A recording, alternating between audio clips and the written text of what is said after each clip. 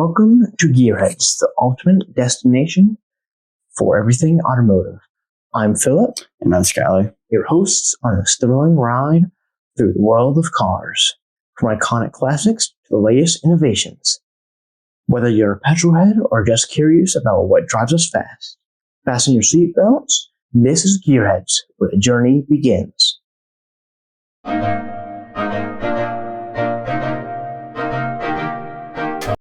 The early years in racing heritage. Founded by Walter Owen Bentley in 1919, Bentley Motors quickly gained a reputation for building powerful and luxurious cars. The company's early focus was on motorsports. It became a synonym with success on the racetrack. Bentley Racing debut at the 1922 Indianapolis 500 laid the foundation for its endurance racing prowess.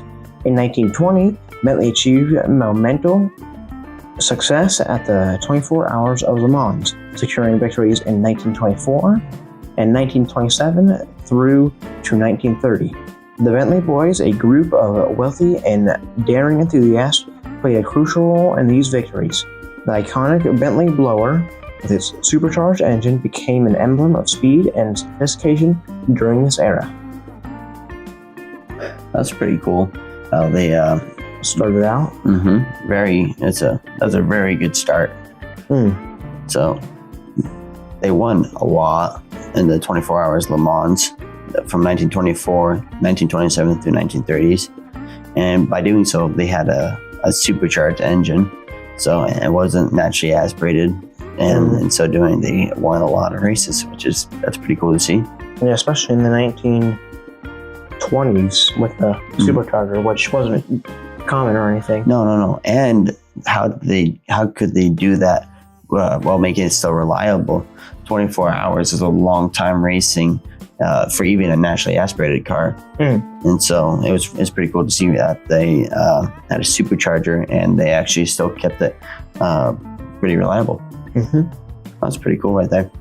So then we go to challenges and evolutions. So despite the early triumphs, Bentley faced financial challenges in the late 1920s.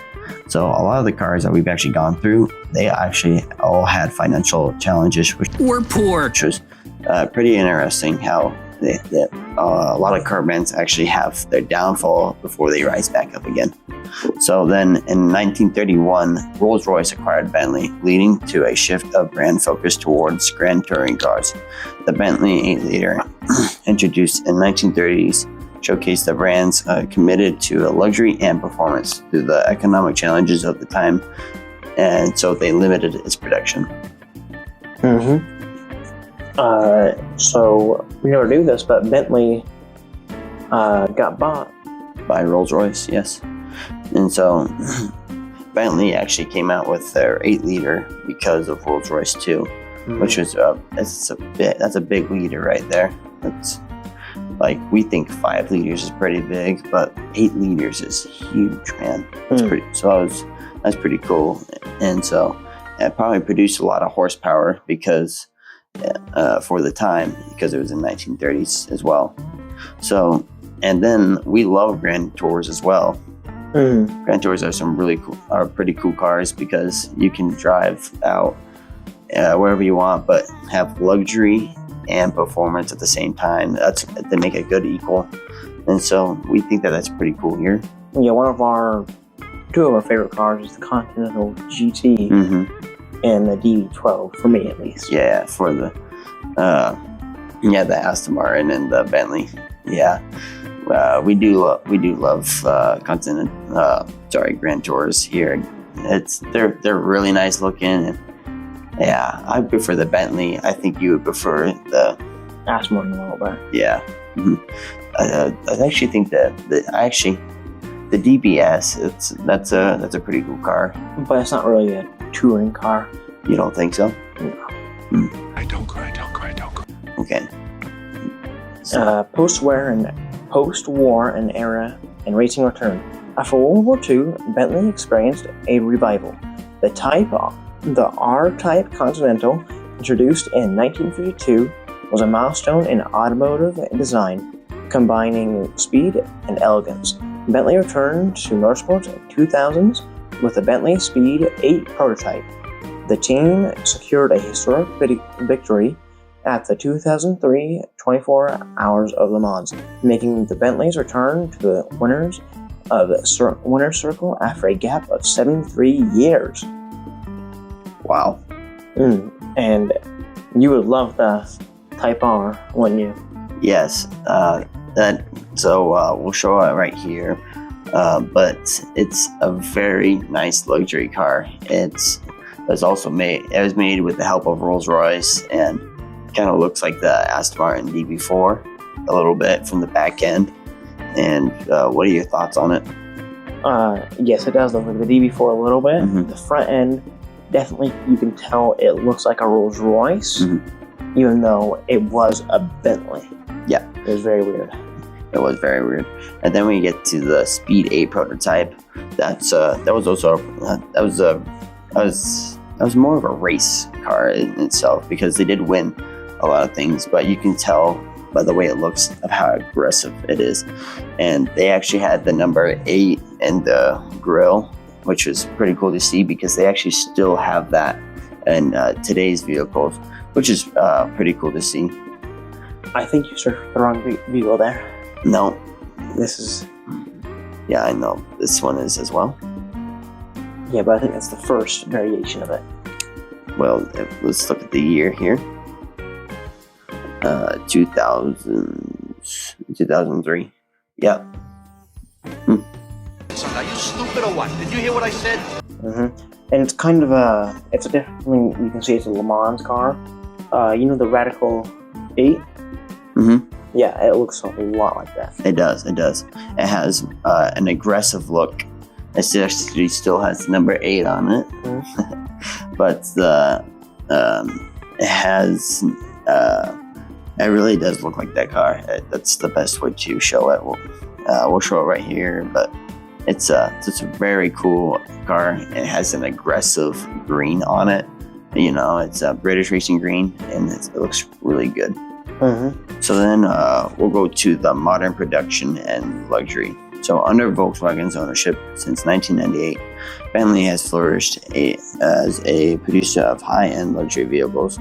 Models like the Continental GT, the Flying Spur, and the Bentayga exemplify Bentley's committed to blending performance and opulence, advancing technologies, handcrafted interiors, and powerful engines define the modern Bentley lineup, attracting disconcerting customers worldwide.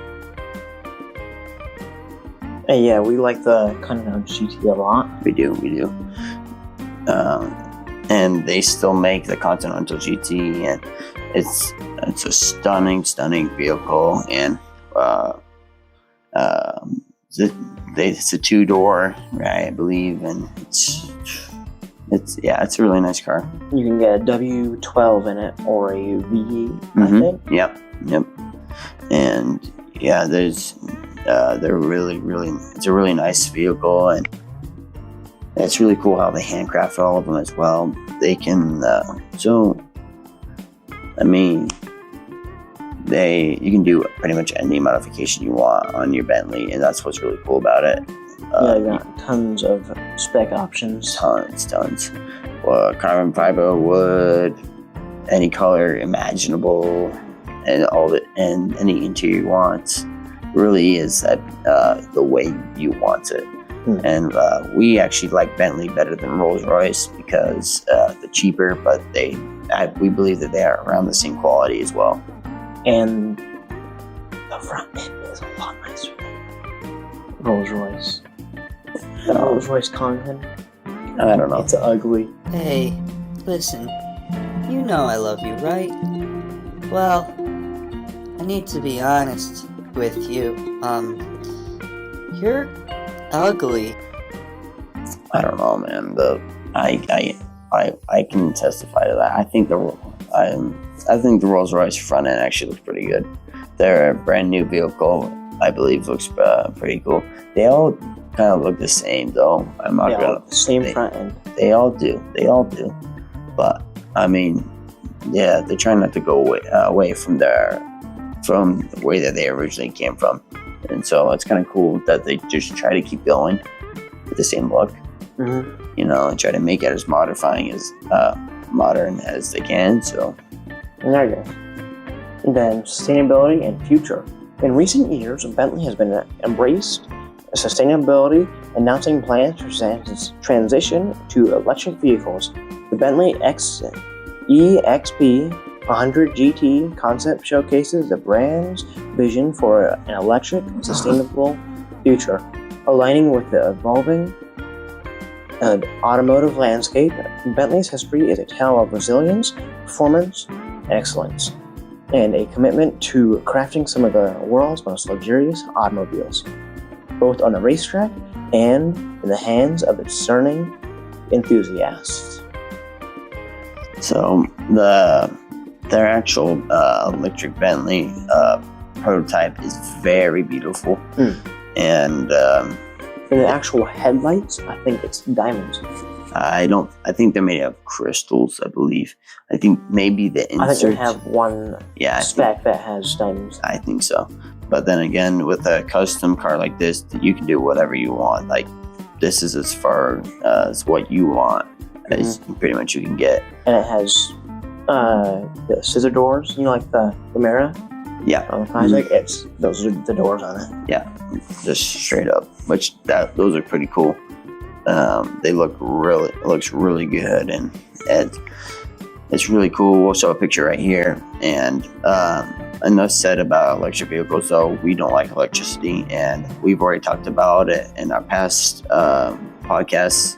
So we won't go in too much detail of electric vehicles. So just watch one of the videos from back there if you want to learn a little more about why we don't like them. But overall, Bentley is a beautiful car brand. What do you think? What's your very thoughts? much.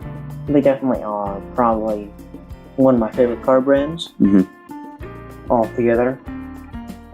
They are very luxurious, and they've got good performance altogether. We were actually 2 weeks ago. We were actually in one, and we actually thought that overall they were a really nice car, because they look really good, and the actual interior was actually really nice in them. Very nice, yes. Yes. So, would you like to get to the rankings right now? Sure. Okay. So, what do you think the ranking should be?